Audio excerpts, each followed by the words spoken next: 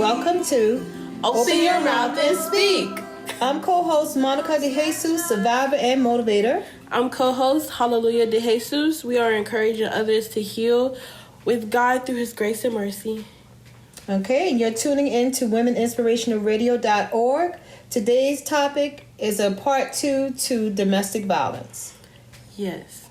So for today, we have our co-host Monica De Jesus here again, doing a part 2 to her story with her domestic violence situation.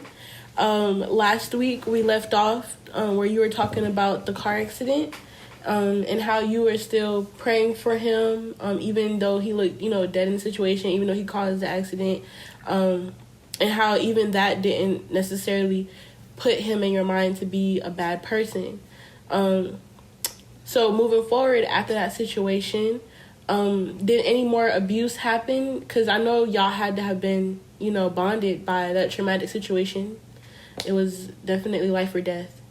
So right after the situation happened, we didn't go and get our paperwork done yet for our marriage. Okay. So we did go to the courthouse. So y'all weren't supposed to be married? We were supposed to, based on me losing the weight and having the money in the account. Mm-hmm. And I did all that he had asked. And so after the accident happened, we didn't make it to the courthouse yet. That was right after he came out of incarceration. So after that happened, we didn't prolong the time. He asked his dad, who was a notary from Georgia at the time. I didn't realize that only South Carolina notaries could marry people in the state of South Carolina, but that was what the case was, why the marriage became null and void. But I didn't know that. But his stepdad, did sign the paperwork for us, and we took it down to the courthouse, had everything done there, and when they sent the marriage license back, that's when he signed it for us or whatever. We didn't have a ceremony or anything like that. We just did it that way. And then we had our name changed the same day we went and did the application for the marriage license. We both had our names changed. From what to what? From Monica to Nzuri, mm-hmm. and him the same. Mm-hmm. Tyree to Abdia. Okay. All right. Well, after the process with the marriage, would you like to talk about anything else, like going forward from that? I would. I think it's important to know that when you're dealing with domestic violence, a lot of people feel like, oh, you could have got out of it. I've had several people say that to me, and this weighs heavily on me because I hate when people do it.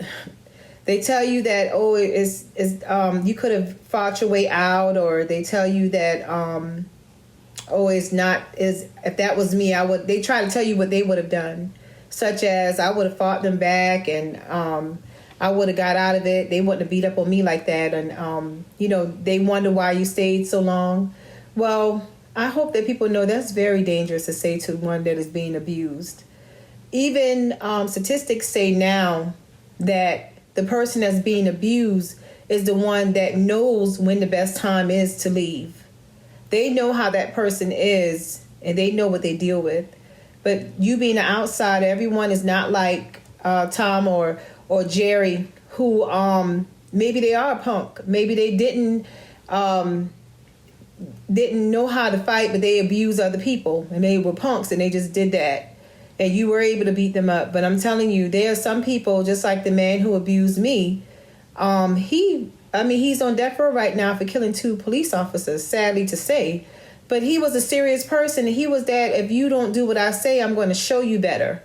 So therefore, you didn't want to come up against a person like him. And there's so many people out there like that, whether it's men or women, who are like that, who wants that person to say or do something towards them so they can hurt them even further. And that's a dangerous thing to tell someone that's already broken, someone that's already hurt, someone that's already going through a hard time, that's walking on eggshells and don't know if they're going to live to see tomorrow. That's a hard thing to tell them. So people have really got to be careful about how you view a person that's in a situation of domestic violence and even sexual abuse. Every situation happens to everyone differently to a different level.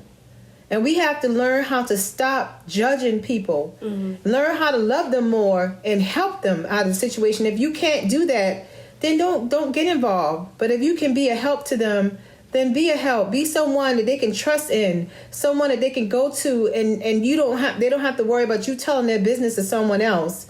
That's what people like that need. People that are being abused, people that are being hurt. If they're already hurt and crushed, why would you do that to hurt them even more?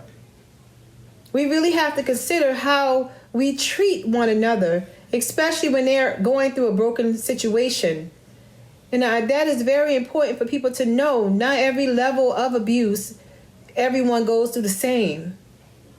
You can't tell a person how long, they should be afraid or how long it takes for them to get over something.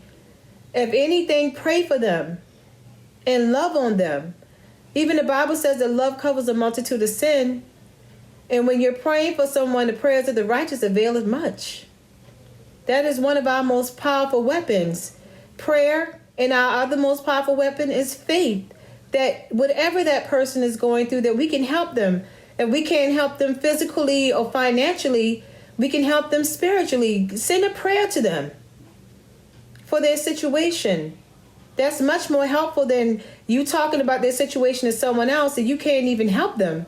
But you're hurting them even further and they're already being hurt.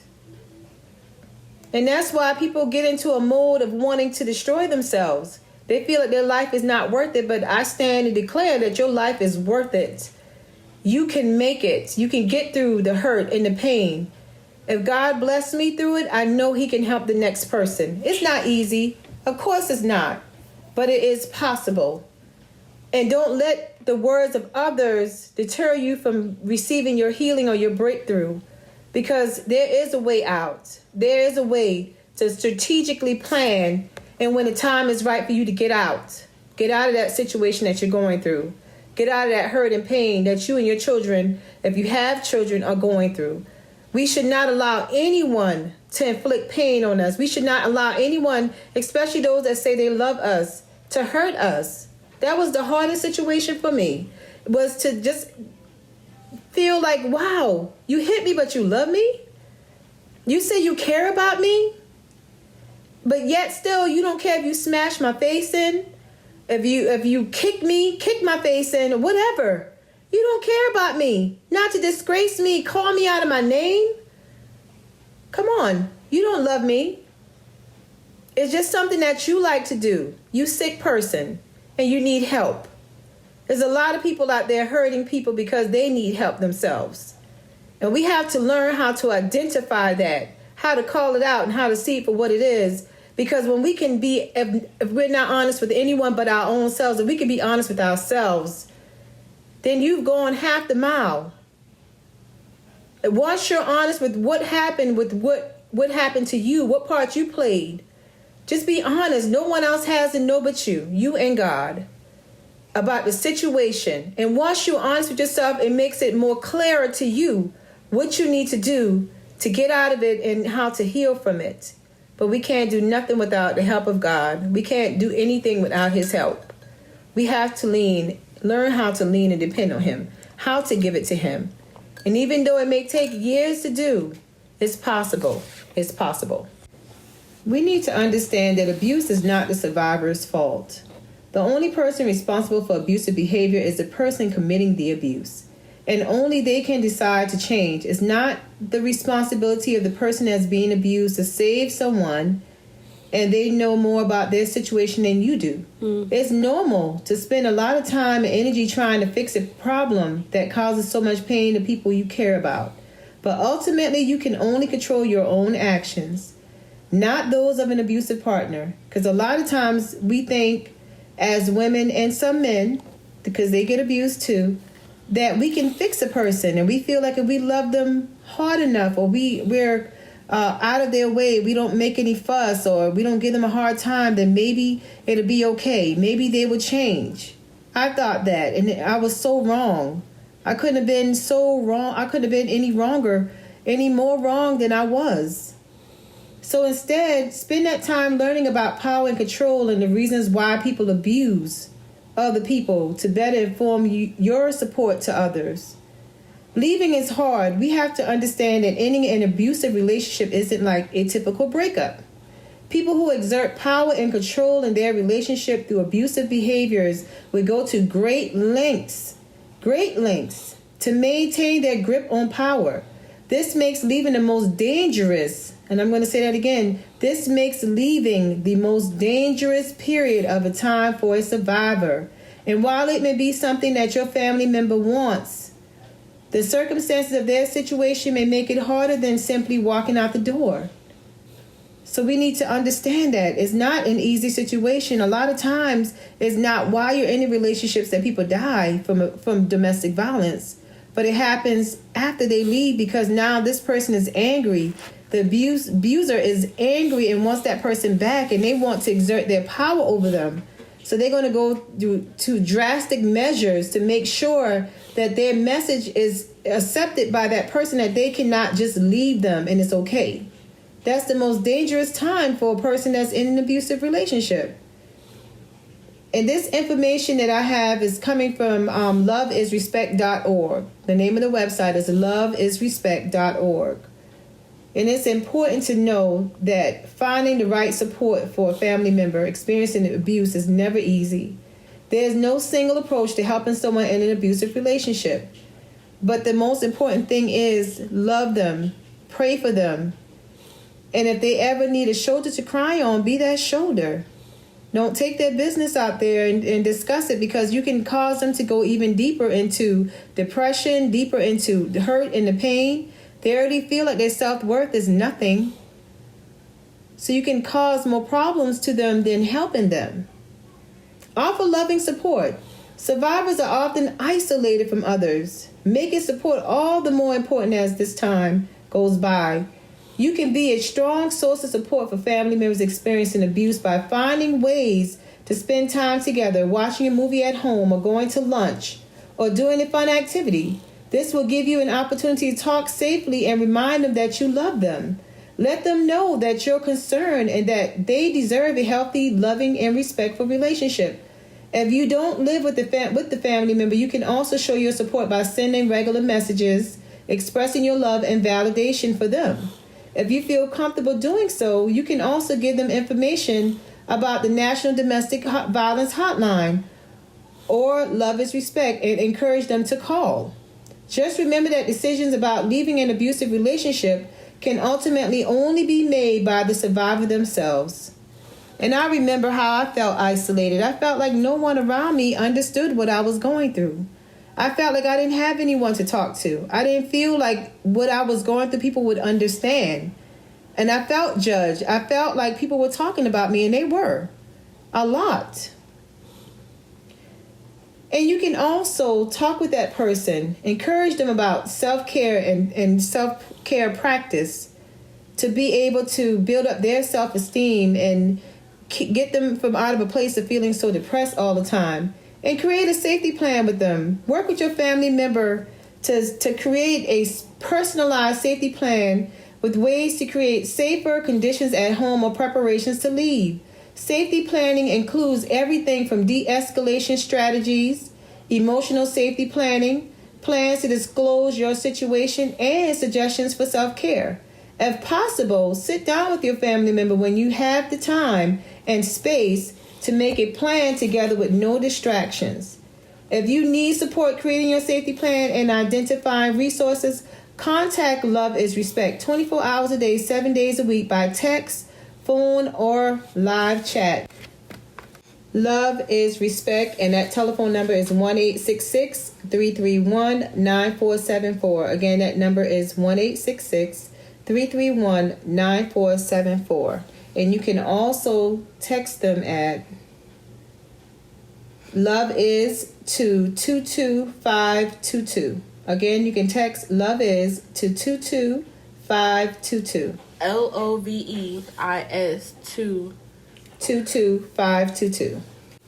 Thank you for expounding on, the things that the family members and friends of people who are experiencing domestic violence, what they could be doing to be positively productive during the situation. And thank you for that information as well, for people to get in contact with help if they feel they need it to this extent. Counseling is also something that I would definitely think is important when it comes to the healing process as well. But I would like to go back to after y'all got y'all marriage license, after y'all moved in and everything after that. Would you like to elaborate more on the situation? Yes. So when we moved into our new home, there was a lot of friction then because, first of all, he didn't want me to see the home until he had it set up the way that he thought I would like it. But once we moved in, he stopped working. He said it was time for me to let him rest some. So he stopped working. And it was a while before he started going back to work. But before that time started, he had told me about a young lady that he knew that was homeless and that needed a place to stay. And in my mind, I was just thinking that he was wanting to have someone to sleep with. That's what I thought. And I rejected it. I rejected him with it, and I told him no, straight out. I was like, no, I don't want anyone staying in my home. And so he let it go. He let it go for about a week, and then he came back at me with it and said, this person don't have anywhere to go. And I know that you care about people. So he was taking advantage of the kind person that he knows that I am, where I don't want to see anyone hurt. And so I told him, I said, well, bring her, let's talk to her. Let me talk to her and see what she's all about. So he did bring her, and I found out, that she was homeless and all this and that. And this is just what they're telling me because I don't know anything about this young lady. And so everything seemed like it started happening fast. She was there, he was like, well, just let her stay for like a day or two, and then we would go from there. But I still didn't trust the situation. So he would tell me things like, well, we'll let her stay because we can use her income. This is what he told me about the other ladies before we, moved in together. Right. Before he went off to prison, he was like, well, let her help us to build what we need to build by her working and helping to pay some of the bills around here. And so eventually he went off to work too. Which, that's also another tactic of a narcissist. They use whoever, whenever is convenient to help them get along to their goal. Yeah, whatever that goal is. And like I said, he had always had a plan A, a plan B, a plan C, and a plan D. And this girl was another plan of his. And so what happened was, because I don't want to take everything from the book. And again, the name of the book is In the Life of Nzuri. Right. And By Nzuri. By Nzuri. And so what happened was eventually she had a sister that was almost 17. And she told him one day that she knew that he would like the sister better than her. And sure enough, he did. And he ended up putting her out for the sister to come. And so when the sister, he waited until the young lady was 17. And so he started having a relationship with this young lady, and that's when things really started to spiral out of control. So after a lot of things happened in that part of the relationship, I remember one day both of the sisters were there, and he said, come on, let's go with me to his mom and stepdad house. I would like to comment, that definitely sounds like a child sexual predator. It does. And then the family member, I feel like that's something to mention is sometimes family don't realize what they're doing in a situation, and to someone they claim they care about, especially because the sister was older. You would think she would want to protect her little sister. And I should say, and I forgot to say this, that the sister was, she was younger than me, but she wasn't as young as some of the other people that he brought around us. Wow. But it seemed like he made sure they were at least 17 because that's the legal age for a child to consent to having sex. Wow. And so what happened was eventually, I think it was Hurricane Floyd that came through the area. He actually, before that time, because I had left and came back, he had promised that he wasn't going to have anything else to do with her. But when Hurricane Floyd came around, he actually took her with us to his family in Georgia. Wow. Yeah. The young girl. Yes, and I didn't talk about this in my book. When we went to Georgia, he took this young lady with him, which was a shock and surprise to me that they even kept in touch, but I shouldn't have been naive to think that they were finished. Did she have family that she could have went with? She did. Her father and her stepmother her father was the one she was staying with, so she had support. Her brothers. She just chose. She chose him. Right. And whatever he said to her, she chose him. And so what happened was, while we were there, for the people that it mattered to, like his aunts and uncles, he would say, "Oh, that's Monica's cousin." And for the ones that didn't matter, like his younger cousins, his younger uncle, people on his level, he told them that that was his girl on the side and that I was his wife. Not necessarily meaning that those people don't matter, but people, no, not that they don't matter, but he was more honest with them because they were more on his level. Right. Like, you know, people that thought probably he was cool or looked yeah, up to he him. thought they were cool and they thought he was cool and then that was a cool thing. But they looked at it as though, okay, this is just how he was, and he introduced us to his peers. I should say his peers that way. And so what happened was we were there for maybe like a whole week, maybe 10 days before we left to come back once the storm had passed in Beaufort. So it was something else to have to deal with that day in, day out with this young lady. Yeah. And did she know what was really going on with? Did she know you were his well, at the time, wife? She knew. She knew I was his wife. Whatever he told her from there, maybe he said to her that it was a possibility for her to take my place. I mean, if he did it to me, he probably said it to her. So y'all didn't have a necessarily like relationship. Y'all didn't really talk alone. You and the young lady. No. He didn't. We didn't have a relationship or anything like that. It was like, you're going to accept this and she going to accept this and this is how things are. Wow. But at the time, it was like, it was more so that he favored her more than myself. Wow. And at that moment, was there any part in this situation where you were like, well, she can have him? Yes, I have told him that several times. Even when I left to go to Columbia that time, I told him when I turned the lights off and everything, she was with him. And this was before the storm. He said that he would put her away and let her go back to her family, and I could come back and with him, and he wouldn't do it again. But you see what happened, and that was a pattern. That's something else to discuss, because there are patterns that we can, after a while, you see these patterns, and you know that this person is like this, and they're not going to change. Yeah. They're not going to change just because you are you. They're not going to change just because you come back. Yeah, a lot of hurt, especially deep-rooted, because you have two choices once you've experienced trauma or abuse. You can either take the high road, which is going to God or trying to be positive and help other people to prevent them from going through what you went through. Mm-hmm. Or you go down a different road, which is a lot of people, where you take the easy route and you kind of feed your hunger for something else, but in a negative way. And some people end up enjoying that lifestyle to the point where it clouds the good. You know what I mean? And at that point, you need prayer, you need counseling, you need a consistent life change. Every single day your habits have to change, because these things become habitual to abusers and habitual to victims. And even victims need the same thing. If you want to heal, you have to go to therapy. You have to be open and honest, like you were saying, about your situation. Yeah, you can't just say, even though faith is important, you can't just believe that it's going to happen without putting steps towards it happening. Yeah, faith without works is dead. Exactly. But moving forward, how does something like this take a toll on your mental state, your spiritual, emotional state, even physically? Were you still able to keep the weight down? Did you start going to other things for comfort? You know, like how does something like this change your genetic makeup?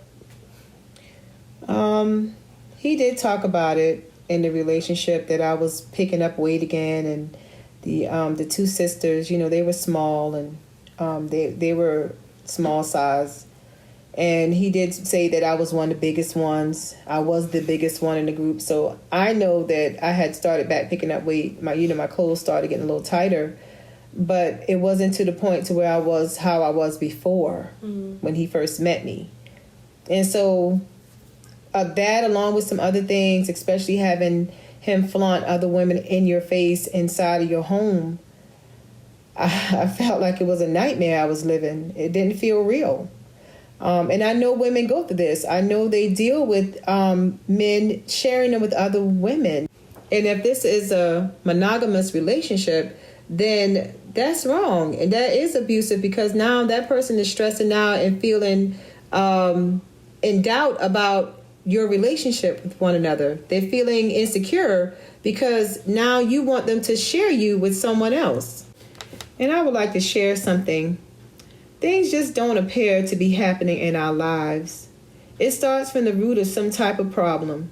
If we are honest with ourselves, just ourselves, we can recognize the problems and begin to heal from them with God's help. If we could have delivered our own selves, we would have a long time ago. Be truthful to you and watch God turn your lives around. Thank you, Monica DeJesus, for sharing your testimony again. Remember to check out her book, In the Life of Nzuri by Nzuri. If you want to be a blessing to Open Your Mouth and Speak Ministries, please Cash App MEDCOKE or to Zelle using the number 843-263-2202. And again, the Cash App is MEDCOKE and the Zelle is 843-263-2202. We want to change the narrative from hurt people to hurt people heal and help hurting people. We want to thank you for tuning in to Open Your Mouth and Speak. Please tune in every Wednesday from 1 p.m. to 1:30 p.m. Check out our hashtags, and we thank you for tuning in. God bless you. God bless you.